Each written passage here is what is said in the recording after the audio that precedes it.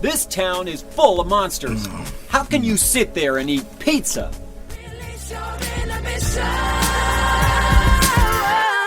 Let's go. Feel the rain on your skin. No one else can feel it for you. Only you can let it in. No one else can speak the words on your lips. Drench yourself in words unspoken. Live your life with arms wide open. Today is where your book begins. The rest is still unwritten. Lighting up our lives. Steady your lanterns. Patio lanterns.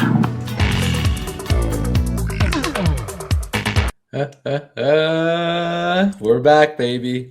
We're back, just so doing back. this, just the way we like it. Yeah, about time, really. It's been too long, just a Ryan Kurt episode.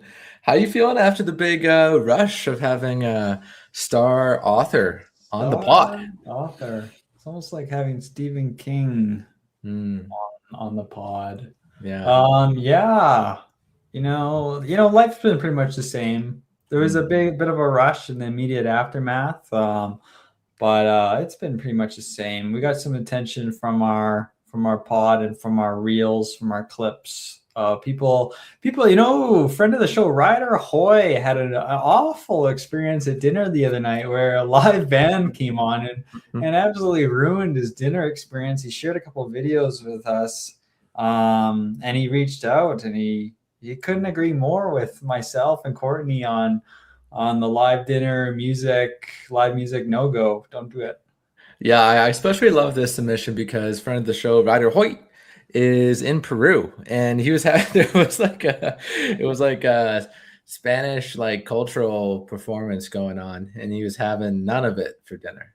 Yeah, I forgot he was in Peru because I hadn't spoken to him, but I saw that he must have been in Peru or something based on what he shared. But then I forgot when he sent those videos that he was maybe out of country.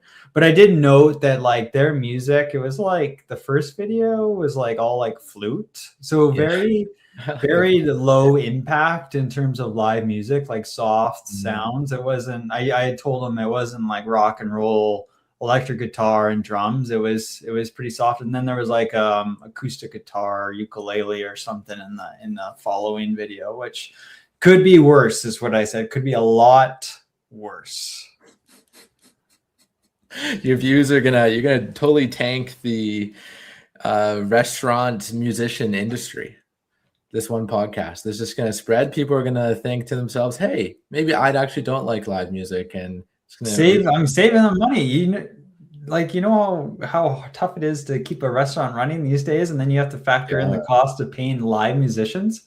Here's a tip: you got Spotify on your phone, you can play it over the speakers for free or for the family plan. I don't know what that's going for, but you can mooch off your family. So why does that not bother you when there are speakers in the background playing Blink-182 or Santana? Because the volume, it's totally different experience. Think grocery store versus I think grocery store, I think Taylor Swift. Yeah, but think of the sound playing. Like that's all it is. Okay. So it's the volume thing. So if there was a band who was playing at an appropriate volume, it'd be much, yes. And I just think the sound quality, it might be, it's definitely related to the volume, but the sound quality tends to be spotty as well. Whereas it's coming through the speakers. We're talking pre-recorded in a studio. All the rough sound effects, the pops, the all that is erased through the post-production. In the live music, you got people farting in the mics and like everything's happening in the moment, burping and dropping his mic. The electric guitar is too rough, but I think a lot of that, 99% of that is solved. Just turn it down a little bit. This isn't AC/DC at Daytona 500. Like we're out for a dinner at Rod's. Turn down the music. Okay, I can't say anything to that. You got me there. You know what? So this is what I was trying to think of the last couple of minutes, because you brought up music again. So someone brought up on Reddit, and it's got me pondering a while. Someone brought up the Reddit like in the subreddit, like unpopular subreddit. So they voice an unpopular opinion, and theirs was like they don't like music or something. Like period. They don't like music. They don't want to be like listening to music, and it just got me thinking about. Because all the commenters and everything, it got me thinking about how often or how we base our lives around music, or how it's so central, it's everywhere, including me as a guy that has obviously spoken up about live music. I still am like 90% of the time have some kind of music on the speakers or something at home. Like the quiet, it's weird just being in the quietness at home. But maybe it's just because I've become so accustomed to having it everywhere. But like people were kind of like roasting him, the original poster for voicing that opinion. And you know what? I don't agree with him, but I totally respect it. I could totally see that. Like, why do I even like listening to music all the time? Like sometimes silence can be nice. I think I totally respect that poster. He's out like, completely. I almost respect it because it's so much more out there than the restaurant piece. And I think it's more about, why do we constantly have to fill our ear holes with sound all the time? Like I'm not even listening to, I like you work from home and I have it going on in the background, daily mixes, whatever Spotify puts together for me. Sure, hit play. And I'm just kind of like, I know it's going on in the background, but I'm not listening to it. Like it's almost like a filler for the emptiness of quietness of the home. Yeah, I mean, I'm there sometimes with you. I'll listen to it like a lot, but there will also be times, mostly when I'm working or something, where I'm not really listening at that point. Then I just want something, and that's how I've gotten into those productivity or those work playlists. Yeah, that's where Lo-Fi Girl comes in quite a bit. That's a handy one. Of course, all of the the scores from different, video games, movies. I'm a big fan of this gal called Lika, Lika. She's like a lo-fi girl who does just, different DJ setups in various locations, Greece, Finland, and all that. And it's kind of like a good work vibe because I don't have to hear, it's not something I know. I'm just kind of in this work trance in a way. Similar to I like it when it definitely helps when there's no lyrics. Mm-hmm. I don't have Taylor Swift talking about cock or whatever. Cocks. Something profane. Speaking of music, I have one more thing on here. We actually have our first Song of the Summer nomination to replace Unwritten by Natasha Bedingfield. So first we have to know if we're open. Are we open for submissions? We are, but because I potentially had one, and we should clarify. Yes, we're open to submissions. Are we opening our borders back up this year, or has anything changed other than time? Are we opening the borders to our neighbors down south? Nothing has changed except for time. Like it was, we're still in this like tariff war with the States, and I still don't feel like I want to go down to the States, but I kind of want to let the music in. Wow. So you want to, what is this nominee? Is it an American? I'd be open to the idea of accepting American artists. Damn. It kind of like I'm torn. Like our 1 year ban is so weak. It was just posturing. Trump got us. I got tired. But it did push us to get outside of our usual. Yeah, it did.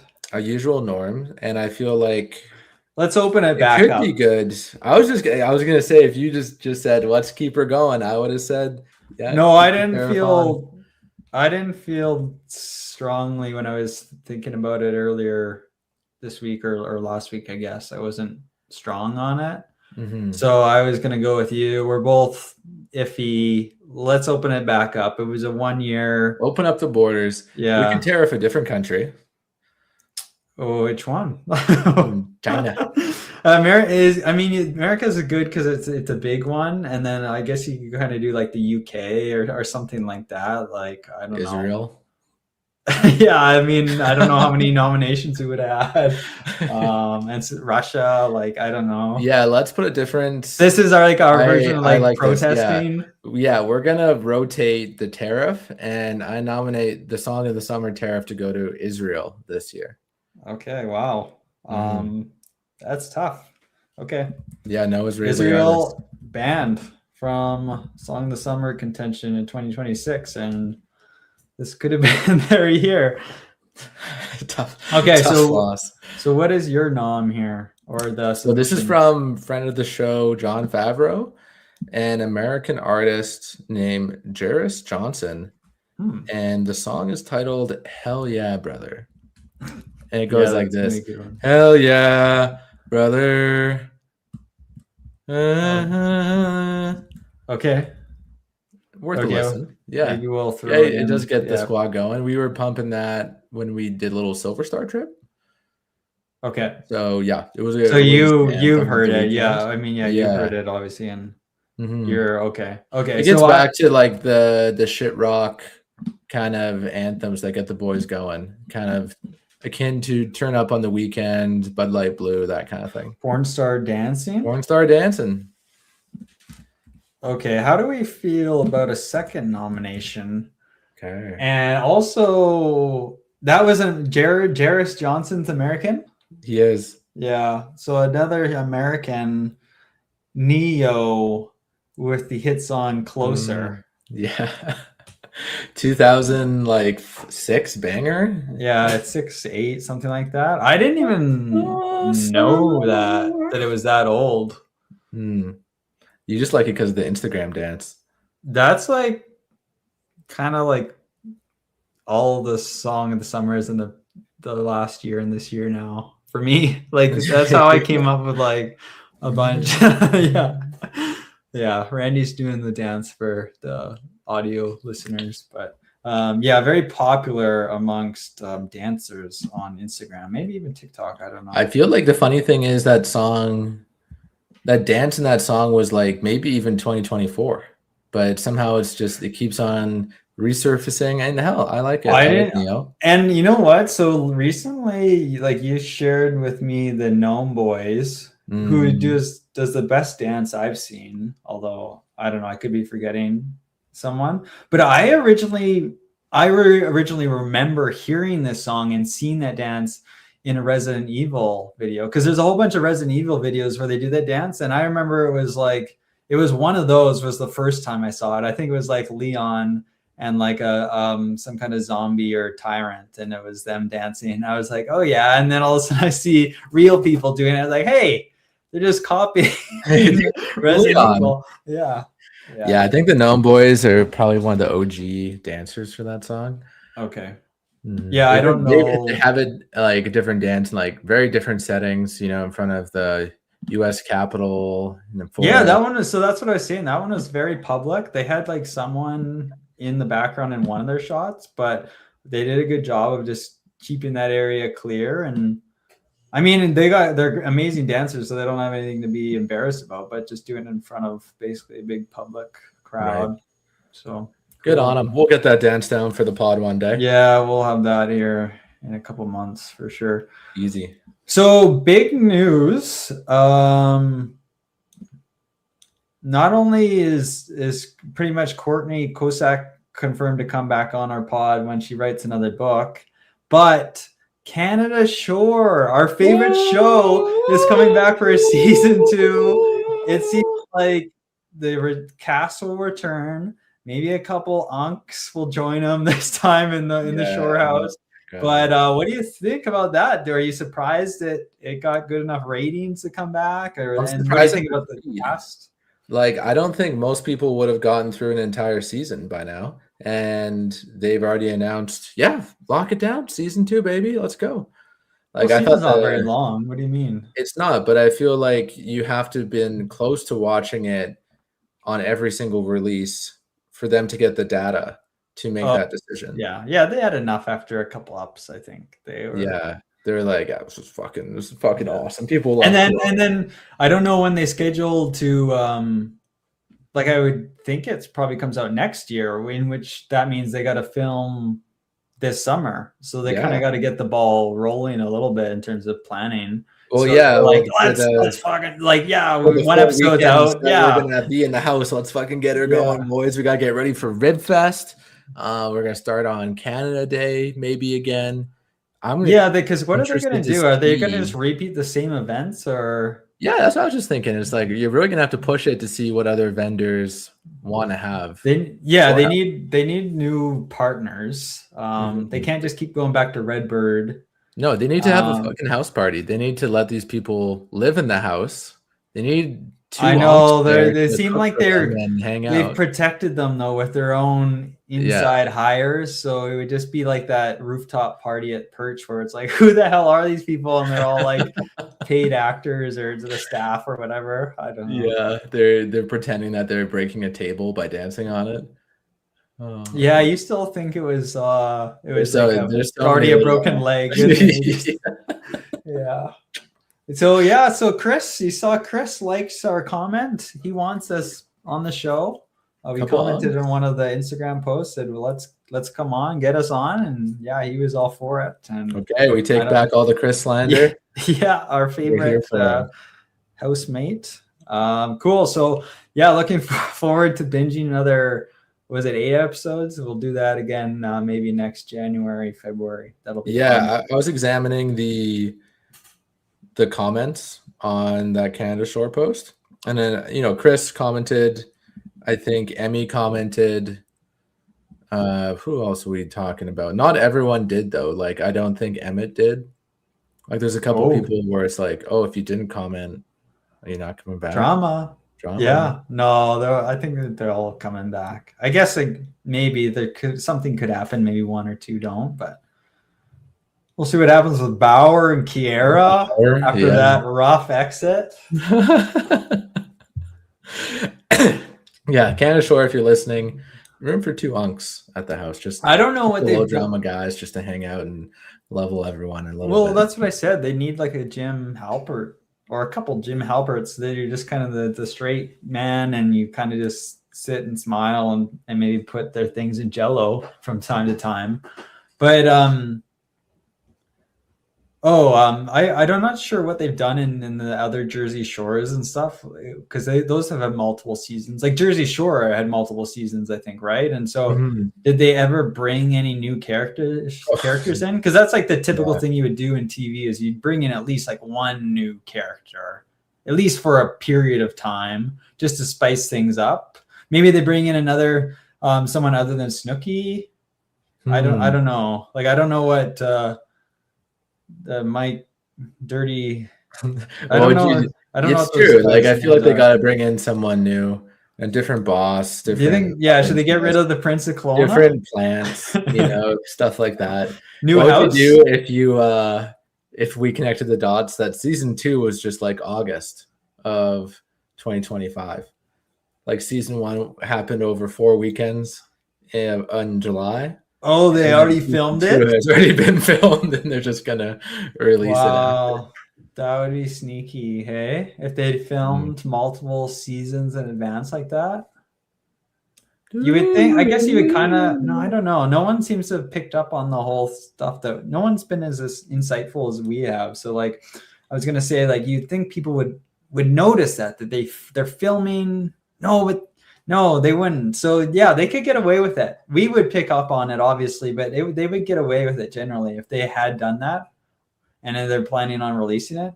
That would be, wow, yeah, I like it. I like that idea. I'm going to be watching for that now. I'm going to be watching for the calendar in the background of these shots or these events, and I'm going to be doing some more investigative work when this new season comes out to make sure they fucking filmed it in the right year. That'd be crazy. Or you can like plan ahead, because maybe they're gonna go back again for Ribfest, or a t-shirt. Yeah, if I was really keen, I could just book up all the events, basically cover all my bases. So the rose, they have some garden party coming up. I think maybe that's too early for the shore crew. And then Ribfest, I'm sure. I don't know if that rose thing will happen again or what. I don't know. There was a country one. I think they're still doing the denim on the diamond. So yeah, book all those and just keep an eye out and try and get on camera. Maybe, I don't know. Do you think it'd be for a makeout stash of someone? Yeah. Do you think it'd be like, would you rather I like told you about it like as it's happening, basically like the following episode that we record, or you just watch an episode one day and I'm in it? Like, I'd rather just watch an episode and just see your mug in the background. Yeah. All of a sudden you're a recurring character on the rooftop of British. Oh god. Yeah. Yes, love it. Switching topics here. I think we alluded to it before. It's gonna be our last episode for a while. I'm heading to Bali to find myself for 2.5 weeks. And Kurt, you going to Halifax Plus? Yeah, I don't think we did allude to it. I think you've totally Okay. taken the Lanternites off guard. Oh yeah. But yeah, you know, I had this in my mind. Your trip coming up, big Bali trip. Wow. It's good to see you get out there. So it'll be tough without you. Usually it's the other way around where I'm leaving. But yeah, I couldn't bear it. Just like my letter said, I could not bear for you to forget me. So I'm heading out east again, just briefly. So I'm gonna pit stop in Calgary and then to Halifax. So I'll be in Halifax next week. So you know, I'll be gone all in all week and a half or so. But you'll be gone when I come back, and I'll be, I don't know, maybe I'll do a solo episode or something. Yeah, hell yeah. You start working on that Patio Lanterns High script. Yeah, so folks, the Patio Lanterns High is gonna have to be postponed till after this quick hiatus. Call it a quarter season finale or something. The last episodes, you gotta wait a little bit longer. You waited how many years for season 2? You can wait a little bit longer for the remaining 3 quarters of season 2. I'm gonna forget the plot again. Don't It's a completely different place with the principals and their girlfriends and maybe we'll do a recap. We'll do a recap. We'll react our scenes too for the recap. I won't just use old clips. I'll make you react your episode 1 and 2 scenes. Of course, yeah. And then we'll get to it. And big things planned for that show. Looking forward to it. So you're gonna be nice and tanned and and hippie. Hopefully you have one of those transformations. So it's one of those I don't know, soothing. I don't know, transformations. You're gonna do some yoga and some surfing. Yeah, bro. That's all. Just hanging out, dude. So you got like do you have kind of most of your plan together, or are you just winging it, or how's that? Yeah, we don't really have a plan. We've booked hotels and that's it. No, we don't really have much plan for our day-to-day, but we know where we're gonna be. I think that's a good way to do it, because I think part of me almost thinks that the life of just showing up and expecting touristy things to be available to you is getting harder and harder. But I really like that. I don't like having things too planned out. But where the industry is going is, things are almost only accessible through tours that are booked in advance. Like it's getting harder to just show up like Joe Blow and expect things to happen. Yeah, I think that's true. Like some really popular things, they just won't be available. They'll be booked or whatever. So I don't know. Yeah, you're probably good in Bali. There's a nice variety, but you got to be just flexible. So if you had one thing in mind, maybe you got to do plan B or just move your days around. But you got an open schedule aside from just moving to different towns or whatever parts of the island. Super open schedule. Yeah, are you gonna go see the Komodo dragons? That's on Komodo Island or something. No Komodo dragons. That's a quick little plane ride away. I've considered it, but it didn't make the cut at the end. Yeah, it didn't make. Seems like a lot of work to go see the dragons. Yeah. I'd almost rather go to Jakarta Okay. Yeah. Mm. I got a little There's- dog just trying to got get a in little- here. What's going on over there? Yeah, Keep you on can get a little- monologuing, Kurt. I gotta go see this dog. Okay. I think that's just Ryan's dog. What's going on? Luna. I almost forgot Luna's name. So, okay, yeah, he's totally left the room. It's just me. This is a quick preview of the solo episode coming up when Ryan's on leave. So, Ryan's going to Bali. I'm going to Calgary and then to Halifax. I got to work things, so it's not as exciting. Hey, he's back. We're back. We just sat in silence. Oh, that's nice. It's kind of like the song thing. You don't need to talk. We could just sit here in silence instead of having just producing noise. You know, like Yeah, I wonder like kind of like making just noise similar to people that just have music on all the time. that's true. And I wonder like if I were to do a solo episode, I could really experiment with it. Like I could do a long format similar to kind of like the 24-hour stream idea that we've had, the podathon, or maybe it was 40 to 72 hours. Yeah. But I could just do a long format podcast where there's no pressure to fill every second with like this talking or this nonsense. It's just I might go an hour without making a sound, but I'm still recording. You're just staring at the camera. Well, no, in that case, I probably would be mobile. And Right. I don't know, maybe on my phone or whatever, carry my laptop around or have it do something anyways to capture me while I can kind of move around a little bit, but just no pressure. And it's almost like a boring vlog at that point. And it's just, yeah, I might go multiple hours without sounds. And for the audio listeners, it would be, yeah, it was just noise. And you might hear the little, like, just like this, or like just Or moving nothing. things around or just nothing. Just staring out the window. Yeah. Reading. I don't know. Yeah, I don't know. We'll see. So I was just telling the listeners, yeah, I'm going to Halifax, but not as exciting as your trip. I'm just mostly work, but I'll have a couple extra days to get boots on the ground there and then see what's going on. Go ride some waves over in Halifax. Yeah, probably not. But yeah, they do have some surfing available up over there. Kurt, I want you to check out the grocery store shelves there, because we've kind of talked about this off air a couple times. I floated the idea around of the Thick Shake. Listeners might recall that idea from a few years ago, a protein infused alcoholic beverage, something refreshing, but helps you get to your protein count. Now, fast forward to 2026, and I realized I was so ahead of the game. Like always, I'm just ahead of things. Protein's in fucking everything now. Everything. You walk down the grocery store aisle, they're adding protein to crackers. They're adding, 10. Everyone's advertising 10 grams of protein in this drink, 20 grams of protein in these chips. I'm gonna have a hummus and it's got 40 grams of protein.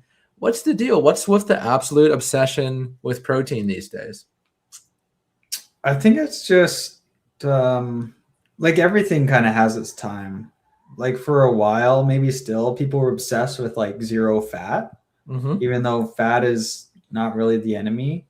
Maybe protein will just have its time. Maybe it'll fade away, maybe not. Like people seem to be living a healthier lifestyle nowadays, and I don't know if that's just because of social media or if it's more than that. But like Gen Z and yourself are drinking less and they're working out more, and with that you want protein. I want protein. I'm on the lookout for that stuff all the time, because like you want to find ways to fill your body and get the appropriate amount of protein. And like for me, like right recently, I was trying to like hit a certain weight or like just stay at a certain threshold, and every gram of protein counts. It's like I can't be eating just, there's a new bagel shop opening in Kelowna. Everyone's hyped about these fucking bagels.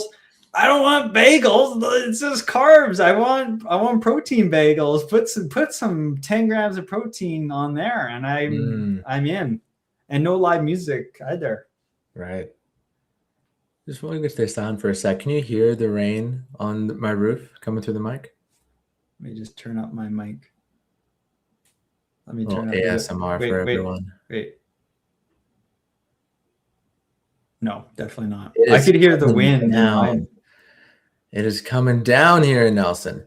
But yeah, anyways, protein. I'm like a little squirrel today. But no one's talking about food groups anymore. No one's like, am I getting enough servings of fruit and vegetables? There used to be a pyramid. Anymore? There used to be a pyramid. Fucking Justin Trudeau and the liberal agenda got rid of it. Now you see him at Coachella with his girlfriend? Yeah. It's like after he abolished the food pyramid, he goes over to Coachella, have a good time. Have some protein. Justin Bieber is playing his own YouTube videos. He's not even performing. Oh my god! Is that what was happening? I saw little memes, but I try not to click on anything Coachella related. No, I couldn't avoid it, but yeah, I wasn't really watching, but I would be scrolling and whatever. You see stuff, and yeah, I think it kind of got overblown from the sounds of it. Like people were saying, like he went up on stage and basically pressed play on his old playlists or his old music. But from what I saw, like he was still singing a lot. Maybe it wasn't like a Taylor Swift production, but it seemed like he was singing along and whatever, he was playing his old music. But yeah, back to the food groups. Yeah, they're gone. Back to the food groups. Thank you. No one gives a shit. No one gives a fuck about how many grams of fiber anymore. Fiber used to be a thing. Like we got 12 grams of fiber in these crackers. You should eat them. Now that's changed to 12 grams. I think that's still a thing, but it's definitely softened a lot. Yeah. A lot, like, because they needed to make room for the protein. It's really hard to predict these things, like what's next, or it's just like a fashion thing. All right. Like what's the next fashion trend? And, in fashion, I guess it seems to repeat itself. So I don't know if the nutrition will do that as well. I don't know what else there's been. I mean, gluten-free, but maybe you argue that's different entirely. I will argue that's different entirely. For fashion, you did send me a Instagram reel today, and it had the classic white long sleeve t-shirt guy with a t-shirt over top. So I feel like that's coming back. That was the guy who was walking around with his pants off, who is very confident. Yeah. I could totally see that coming back without the pants, but I could really see the long light white sleeve t-shirt coming back with just a t-shirt like this over top. For me, that I've never done that look. Like I almost kind of like it. I like the idea of that coming back.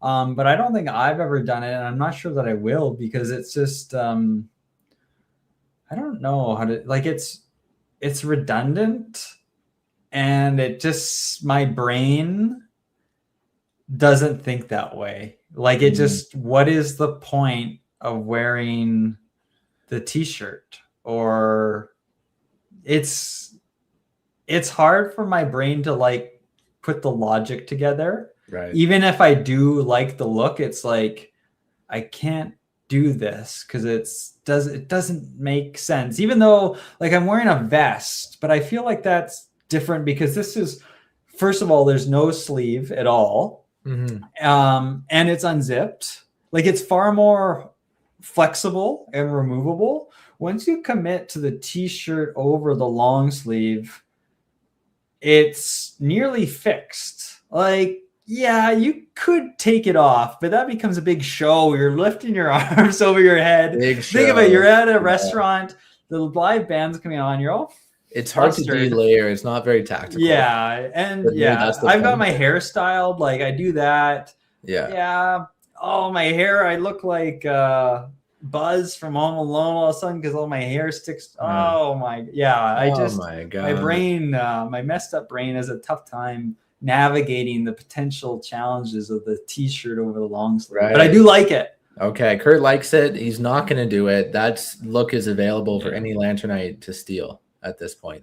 The white long sleeve for me, thanks for asking, doesn't work because it just gets too sweaty down here, and I need more breathability in my armpits. And I feel like I just can't buy those white t-shirts, white long sleeves, because I get about like 3 uses on them and they're just stained out.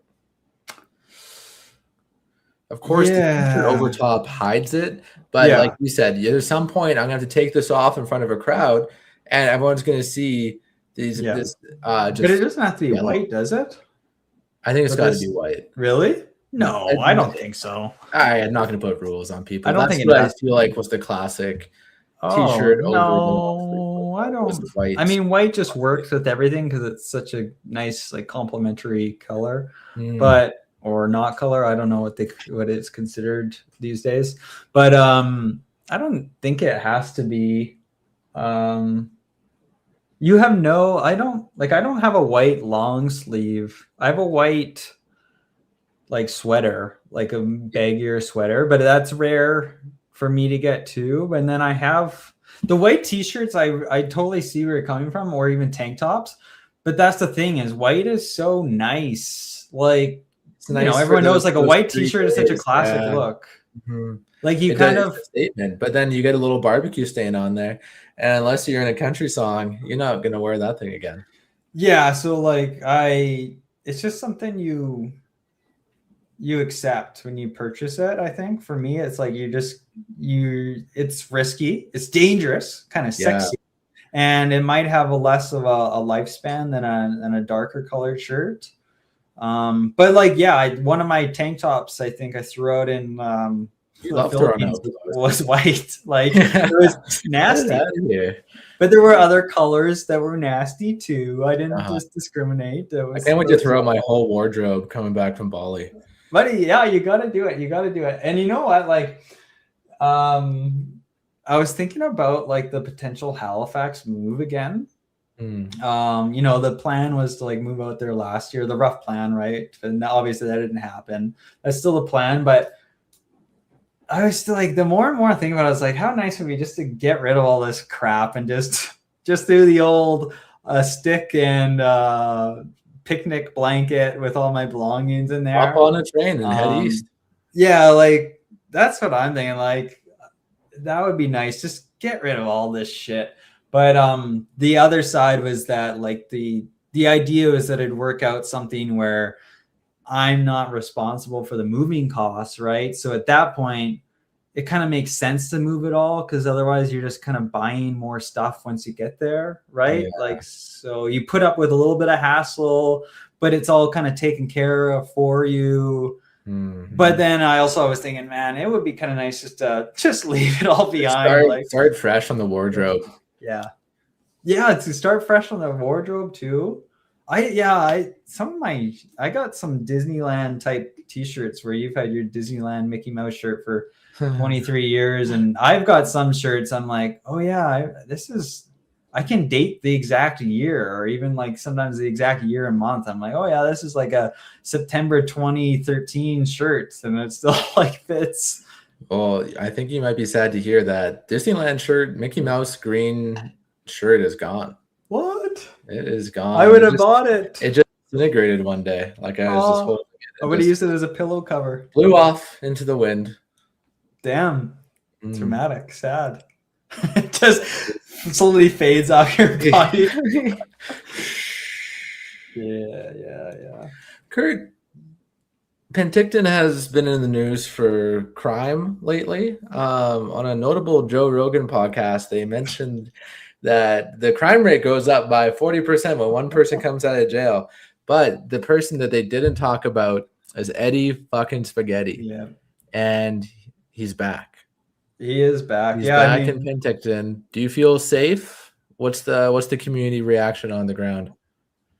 I haven't heard anything because the reaction was all about this other guy that came up in that podcast you're referencing, who I didn't know. His name's like Rick Grimes or something.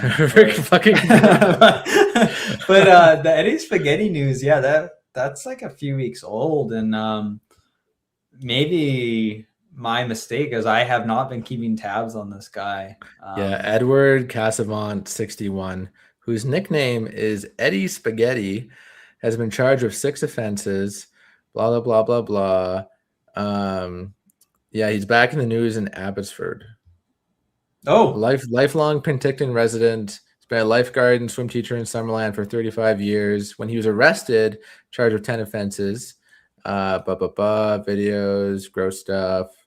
2 years into his sentence, he was granted parole was released on March 2023, and then he was brought back to prison in 2024 when he fucked up, and yeah, now I guess he's back in Abbotsford, facing new charges, people. So I thought the whole thing was he was like released or something back to Summerland or something. He was out on, but he's done it again. Okay. Yeah, so he's not even here in Penticton. What do you? I'm a decent distance away from Abbotsford. You're safe. I just figured there might be some tendrils in the Penticton community.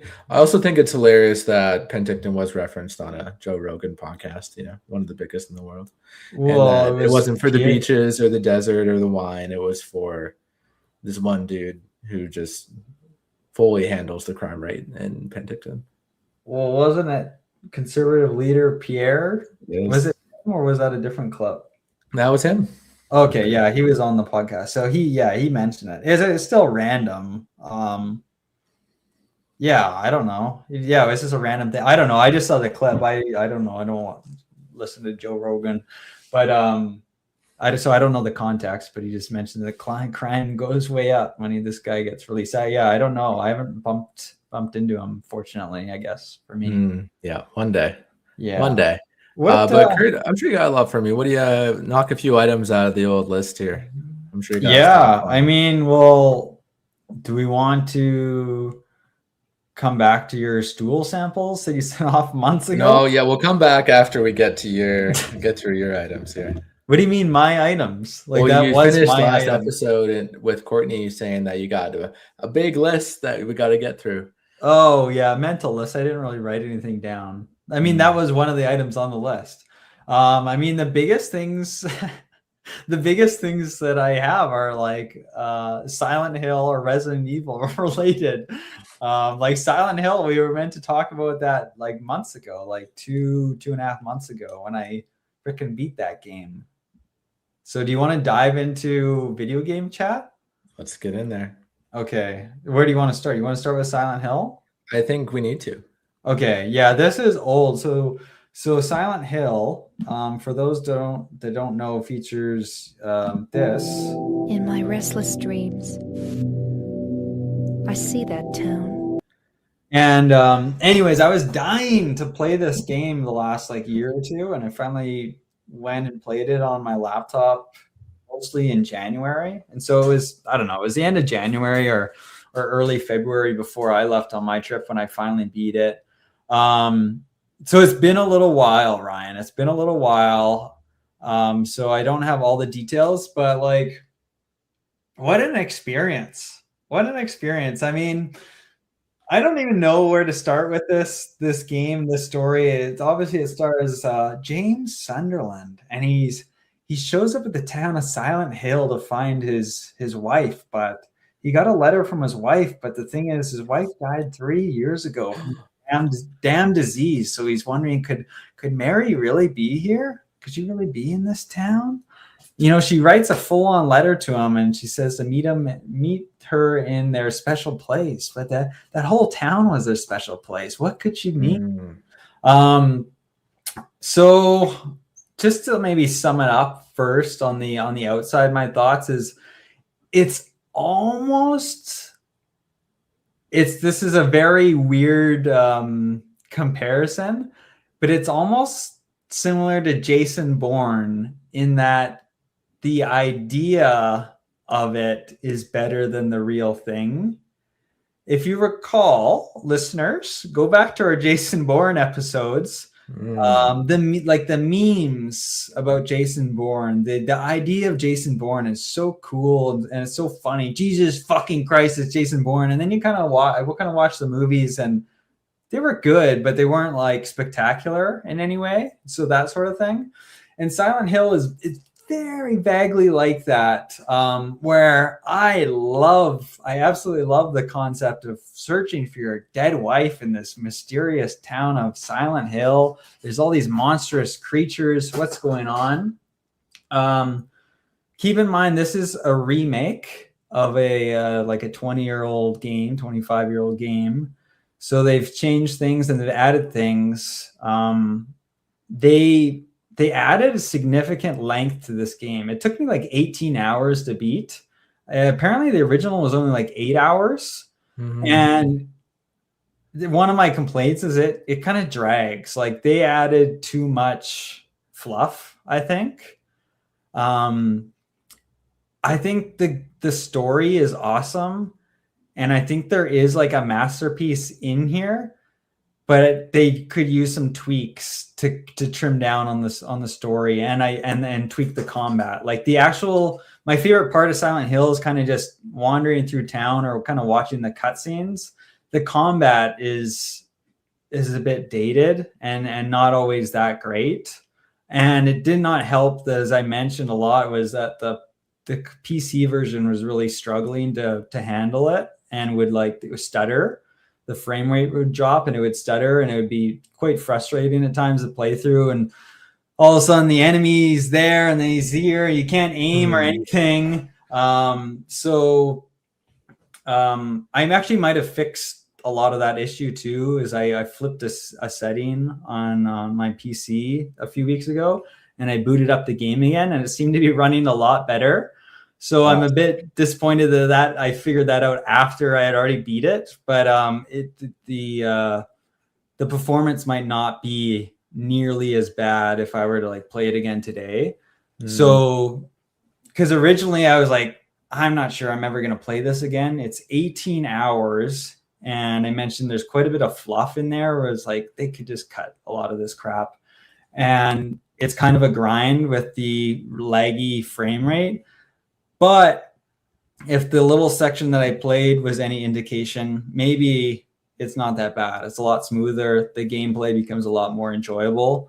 But all in all, like, people love this game. And I don't know if I would say I love it. Like, I love the idea of it is what I would say. And then the actual gameplay is a bit of a grind at times. It's just, I think of it and I think of getting back into it and I don't get excited is the thing, right? Because I'm like, oh, like it's going to be 18 hours and the combat is kind of annoying. Like you're just walking around with a stick and these enemies are kind of frustrating. So I think it just, with some tweaks to the combat and the content, like cutting it down, it could be like amazing. But it really just settles on your mind after you finish it. It's really it's a really cool game. I just think they could have tweaked it a little bit more to make it even better. Was it as scary as you thought it was going to be? Like, it is a horror game, but I didn't hear a whole lot about how the spookiness, like it was more like the storyline itself was more intriguing. It is scary. I'm just trying to think, like, is it scarier than, it's probably scarier than Resident Evil 2, which out of the Resident Evil games is probably the scariest game that I've played. I haven't played the ones that you played yet. So I would, but like anything, you kind of, you adjust to it, right? And then you become Kevin McAllister. You're not afraid of the basement anymore. So it is scary. But yeah, after, 18 hours, you kind of get used to it a little bit, but it's scary for sure. So it is a horror game, a psychological horror game. It's scary. You got all these monsters in the dark wandering around and they make creepy noises and creepy movements and stuff. Yeah, I don't know what else to say. Like I went back on Twitch after I beat it and just rambled for like 40 minutes with like my immediate thoughts. And yeah, I don't know. Like the gameplay is lacking for me. This is a full on remake. Like, kudos to them, and same with whoever's doing I don't know if it's a separate team or whatever from Capcom doing the Resident Evil remakes, but like it's like building a brand new game. Like the amount of work and stuff they put into it, new voice actors, the graphics and stuff. I just thought if they're gonna remake it so hard, I thought they could have gone a bit further with the combat, because the combat is really, it just, it makes me grit my teeth a little bit. It's kind of a pain in the ass. And I think it could be like gorier, actually. Like the combat is just not satisfying for me. So I think even like Resident Evil, you think like a headshot with like a pistol or a shotgun, and it just makes such a satisfying sound to like blow up a zombie's head. Yeah. A beautiful display of blood and guts and a beautiful like crunchy sound. In Silent Hill, you fight these little they don't have arms. They're these little, like, you kind of put like a sheet or a pillow around somebody and have them like walk around, and you beat these up with a stick, and they just give such an unsatisfying like thud. There's no like oomph to it. There's no crunch, maybe it sounds a little sadistic to like to talk about it that way, but that's the reality of a horror game. Like, I want to like curb stomp these guys, or like I want the sounds, I want the blood and guts at that point, because it does everything else. Like, it's not for kids already. Just, I think they could have done a little bit more there. Gotcha. So could a guy like me, who's probably not going to commit to the 18 hours, just find all the cutscenes put together and watch them like a movie? Well, that's got to be out there, because they do that for like a lot of games. So I'm sure that is out there. As far as, would you miss anything? I think you get the gist of it, I think. That's the thing. Like, I talked about, they added, I guess, like 10 hours of content. And I think they did add some cutscenes. They changed some cutscenes around. They added some cutscenes. I think they should have cut down the gameplay and added more cutscenes. Like, that game's strength is its story and its like atmosphere. And I've never played the original, so I don't actually know. It's hard to compare exactly with it, because I've only just seen clips and stuff. But like, I think it could have used more cutscenes. Like, I was always waiting for the next cutscene because it was so intriguing, even though I had like a pretty strong idea of where the story was going. Unfortunately, being so plugged in, it's hard to avoid all the spoilers. But I thought they could have added more cutscenes, less gameplay, more cutscenes, and there still would have been plenty of gameplay. So it still would have been a good game. But I think you could go on there and watch it. I agree. And when I would ever watch your Twitch, it would always be, you'd have the best commentary, of course, during like the cutscenes, after the cutscenes. Of course. Yeah, that's when you're most engaged.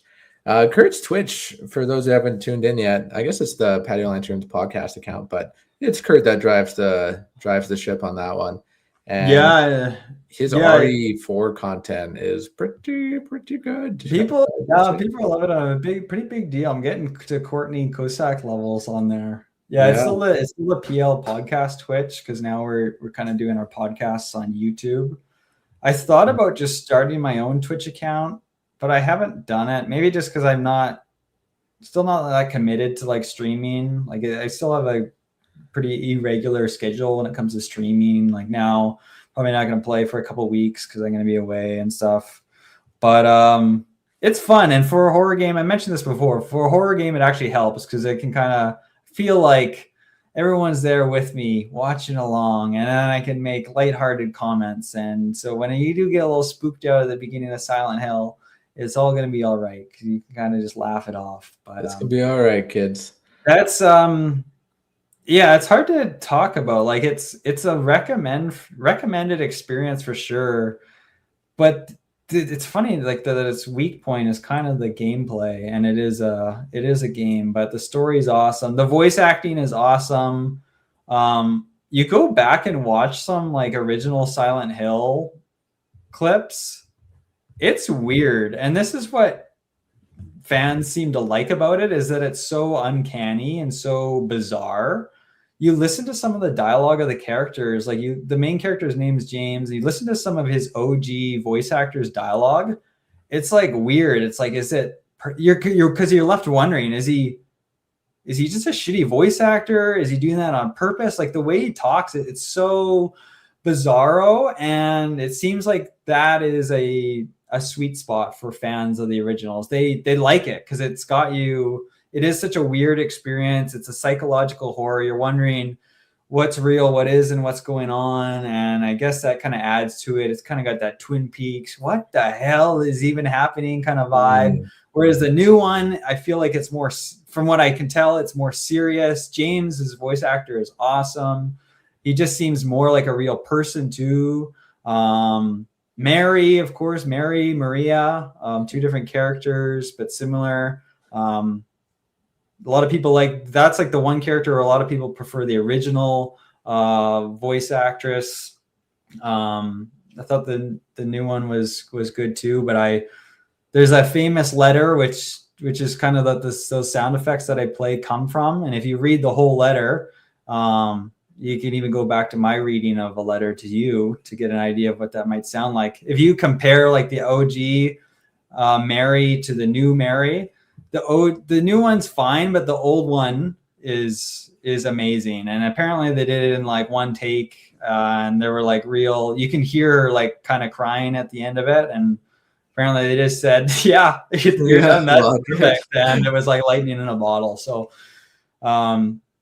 yeah, so I'll stop there, but really cool experience. Just there were some battles with my PC as well as the gameplay that kind of hold it back from being like a really amazing game. And now you're on to RE4.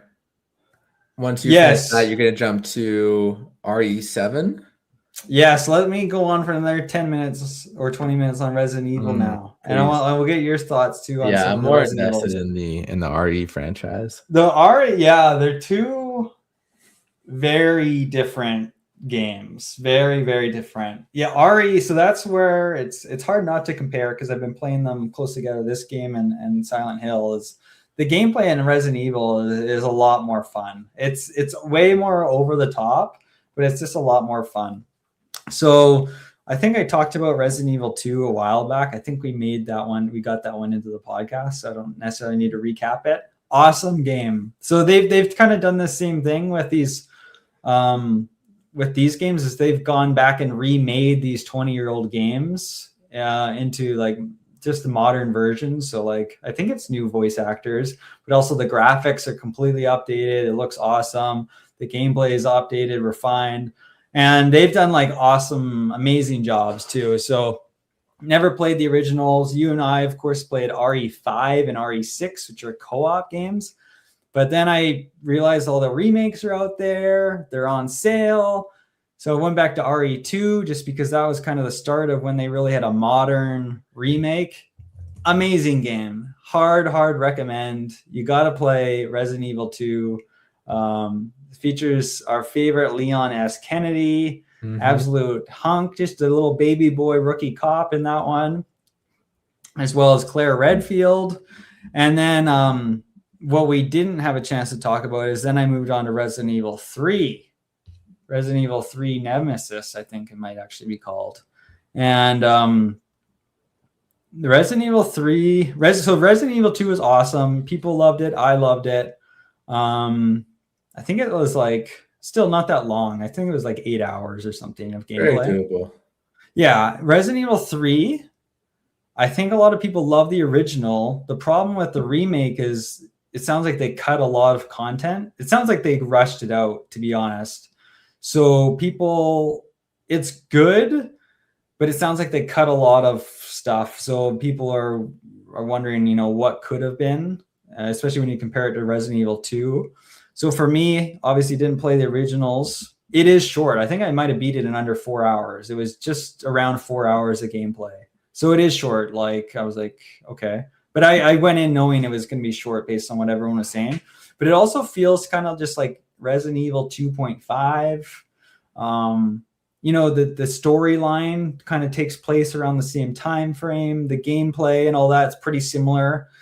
It does start to get quite a bit more actiony at this point. Like Resident Evil 2, I was already a bit surprised at how over the top and crazy it got, but it was still like a slower paced horror game, very tense, scary. Resident Evil 3 like starts off with a bang, and it picks up the action big time. It's a lot of fun. I would say it's a lot of fun. It's just short, and it kind of feels like a in-betweener, not really a full sequel. Like it's pretty similar in a lot of ways. Well, it sounds nice that there's the gameplay, and correct me if I'm wrong, but the plot makes sense. in these ones, unlike Resident Evil Revelations or whatever the hell was going on when in 5 and 6. Yeah, and to be honest, I've been like, I was already doing this as we've kind of brought up Resident Evil over the last year or two on the pod, but I've just gone like next level now as I've been playing it. But I've been like nerding out on like these games and the lore, and so I've been learning more things, or maybe even I played a game and then like learning. I'm watching someone else to kind of explain what I just played through, and then I'm like, oh yeah, like that'll, and then they're like kind of linking it up. Like there's so many freaking plot lines and there's so many games in this franchise, but yeah, no, more or less it makes sense. But with Resident Evil, so Resident Evil 2 is awesome. I can't say that enough. Ryan, you got to go back and play Resident Evil 2. As a you're now a Resident Evil fan. You got to play it. It's always on sale. You can probably get it for $10 or less. Got to play it. Resident Evil 3, I'd probably say the same thing, because at that point you might as well, and it'd be about the same, $10, $6 or something, probably on sale. And I don't know. Yeah, I recommend it too. But my problem with Resident Evil 3 was it wasn't actually clear what the hell was going on in some ways. Like I had to kind of piece it together on my own. It wasn't like the same in Resident Evil 5 and 6 where it was really convoluted. In Resident Evil 6, you're going to freaking China, and then you're bouncing around the globe, and you're bouncing around different characters, and you're like, what the hell is going on? No one has a clue. Not even the writers had a clue what was going on. Yeah. So in this one, it just starts so fast, and maybe they explain it better in the original Resident Evil 3, but in this one, it seems like they just expect you to have played and be like an expert on Resident Evil 1 and 2. For example, you play as Jill Valentine, who was in Resident Evil 1, a game I never played. So I'm vaguely familiar of who she is, but it doesn't really, all of a sudden there's a monster attacking you and it doesn't explain anything. Mm-hmm. And I'm slowly kind of piecing together what's happening. And yeah, so I love that though. Like shows like Twin Peaks or Resident Evil, where the plot isn't really clear. The director, producer, it just has this very unique angle, and you're just kind of like, you're the viewer or the player is left to figure out what's happening and connect all the dots. And I think you really like that. I think if it was too structured, it wouldn't be as appealing to you. Yeah, so actually now I got to go back to Silent Hill, because Silent Hill, it's more like Twin Peaks in that way, and it works better that way. Because I'll come back to Resident Evil 3, but now you reminded me of Silent Hill a little bit more. Silent Hill, one of my main problems with the story, so I noted that my main issues overall were like the gameplay and kind of the length in a way, like the fluff. But the story was not without issues. The story and the plot, what was happening was so, for me, maybe I'm just an idiot, it was so vague and uncertain at times. It was too much. So it went into that Twin Peaks territory of you're wondering what the hell is going on. But like, it felt like over the course of the game, they rarely, if ever, explain something to you. Like I always, mostly after, I guess, after I would go online and I would have to get everything explained to me. I was like, or people would have to put, it wouldn't even be like confirmed. It would be theories. It would just be theory after theory after theory, because everything that happened, you're like, is that really what's happening? Yeah. And people are coming up with theories. Like, I love the mystery, but I felt like they did not explain nearly enough of the whys, the whats, the hows. I think they went too far.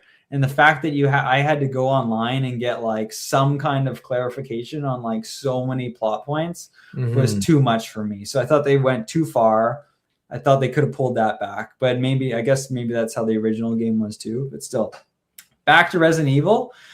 It's just not the type of game, I don't think, where it works like that. It doesn't necessarily need to hold my hand, but they need to give me some context. Like, it's clear that there's something that they're just holding out. Like, I don't know how to explain it. Like, it's clear there's just like a missing piece here. Like, it's not that it's bizarre and it's meant to be that way and mysterious. It's just, no, we forgot to add in a cutscene or like it's Yeah, just, but that's what I'm saying. Is like you like that shit though, because it's just like, something's missing. Something's not quite right. No, with Twin Something's Peaks not and quite stuff, right in you this feel it feels intentional. It feels like it's meant to be mysterious. It's meant to be weird. It's not meant to make any sense, or it's meant to not make any sense. It feels David Lynch, is that his name? Rip. It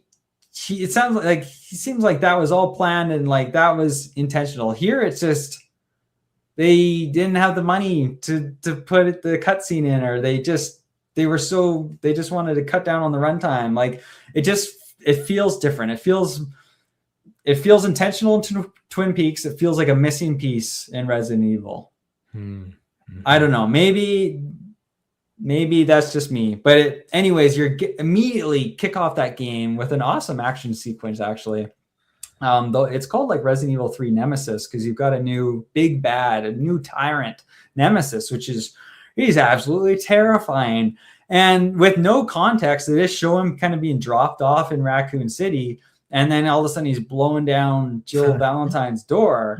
And basically what you piece together, I don't know if you piece it together at all during the game, but just from my own research is, well, basically he's hunting down these old stars. I don't know what it stands for. These old members that were in Resident Evil 1 to cover up the activities that occurred in that past game. Because it's all Umbrella Corporation, the big bad corporation that's trying to cover up their creation of this virus and this zombie plague. So you kind of have to piece that together among other things. But yeah, I mean, like I could kind of figure it out, but they don't show you. I'm like, why is he after her specifically? Because he's hell-bent. This monster is hell-bent on Jill Valentine. But anyways, not much more to say other than it's not really a spoiler, but the one important thing to take away from that game is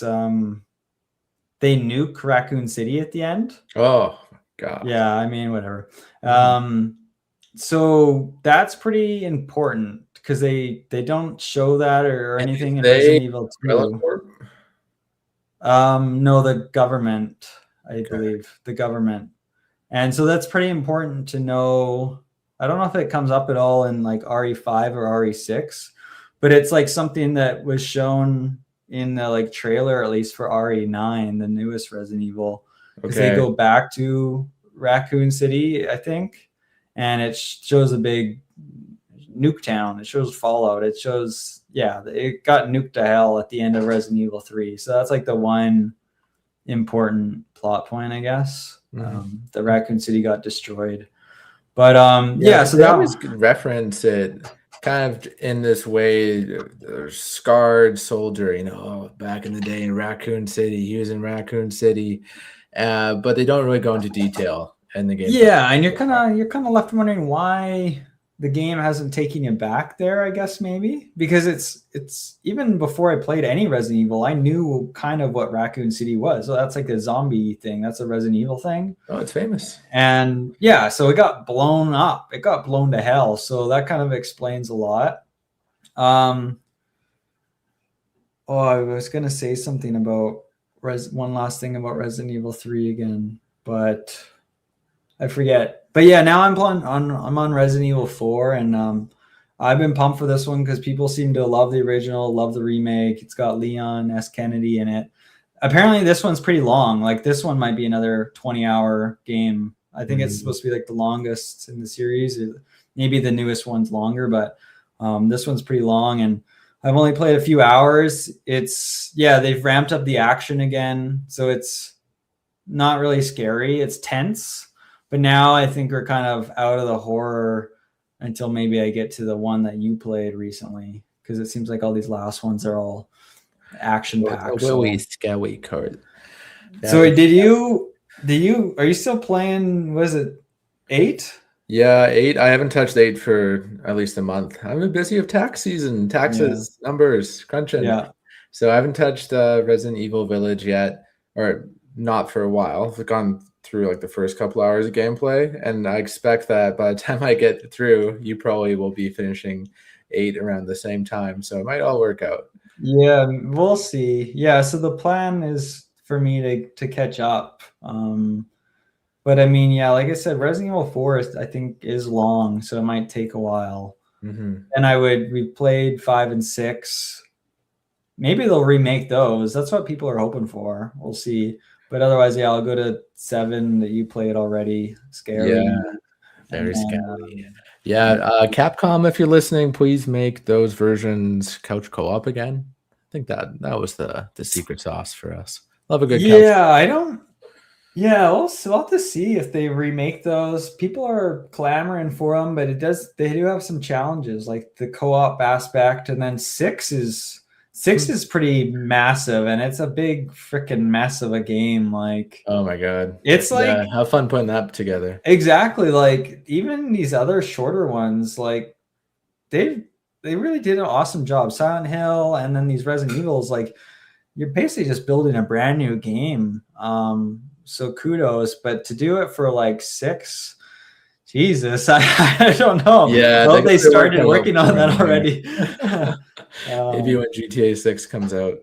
Yeah. So, anyways, I'm just loving Resident Evil, and I've gone down a rabbit hole. There's so many other like unnumbered games, it seems like. So, I've kind of got additional 20 games. There's over like 20 Resident Evil games sprinkled in there. Yeah, and some of them are pretty important to like the plot. So I've been slowly like catching up on the games, other than the ones that I intend to play, like the ones that you played. I'm trying to stay away from those. And same with the newest one, which hopefully in the next 10 years I'll play RE9. But these other ones, Code Veronica and Resident Evil 0, Resident Evil X, obviously those Revelations games. Mm-hmm. What a series. What an absolute franchise. Absolute dynasty of a video game series. You love to see it. It's like, Resident Evil, Fast and Furious, they're just pumping them out. It's absolutely pumping them out. Silent Hill can't even touch that. No, and so the other thing is I watched the Silent Hill movie. So the Resident Evil has its movies. Haven't seen those. I think they're pretty different from the games. Silent Hill had like a few movies. A recent one came out, which was apparently trash. But I watched the original one, which kind of, I think it blends some of the storylines from number 2 and like number 1 or something. And it had some cool aspects. It's really gross and gory, actually. It has some gruesome scenes. It's nasty. Gruesome. So Pyramid Head is like the iconic villain in Silent Hill. He's got a pyramid head. Oh. And he's involved in some violent deaths, but it was kind of fun watching that movie because they do borrow a lot of stuff directly from the games. Like you see some movie adaptations where they just take the name of the game or whatever, and it's completely different. This one, they've used a lot of the same music, and a lot of the sets or character design, monster designs are borrowed heavily from the game. So while I wouldn't call it a good movie, it was still kind of cool. It was like I'd be watching on the couch with my wine, and I'd have a little smile, and then after the movie was done, I was like, "Oh, that was kind of crap," but it was still fun. Still fun to watch. Good man. Well, let's leave her there, Curdy boy. I am spent. Next episode, you can tune in.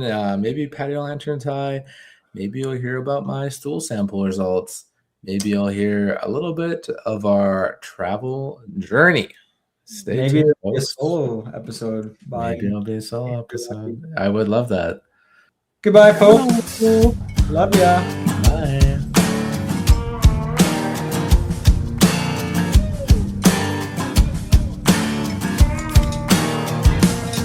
Yeah, the tax man, he's a bad man. Took half of my bucks. And the dealer, he's a stealer. Don't repo my truck. And my best friends ain't the best man, but I love them sons. Bitches drinking on the weekend. and we go all night long, singing, hell yeah, brother, can you pass me another? Hell yeah, brother, we getting lit as a mother.